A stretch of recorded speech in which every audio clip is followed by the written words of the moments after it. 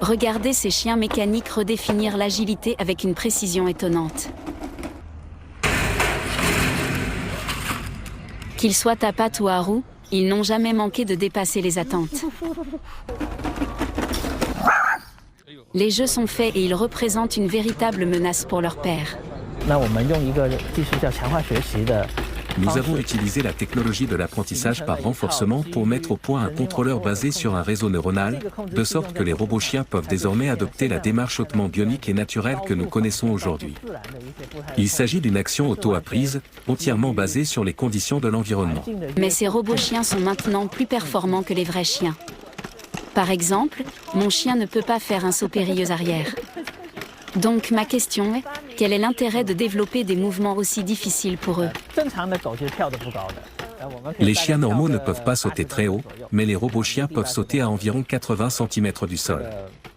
Ce n'est qu'en améliorant continuellement leur capacité matérielle que nous pourrons poser des bases solides pour le développement d'applications ultérieures.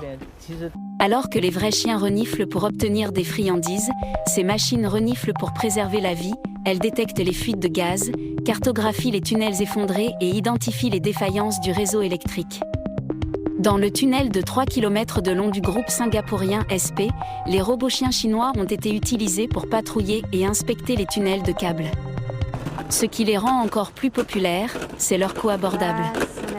Plus de 95% de la technologie et des composants de ce chien qui se promènent autour de nous sont produits dans le pays, y compris les puces. Je pense que les robots chinois sont supérieurs à certains produits concurrents étrangers en termes de vitesse d'itération, de maturité et de coût.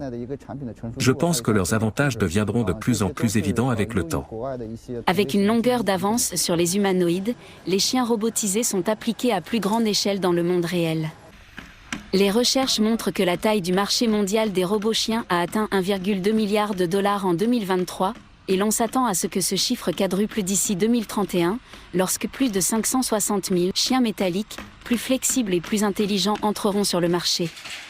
Cela rendra-t-il la vie plus facile à leurs homologues biologiques ?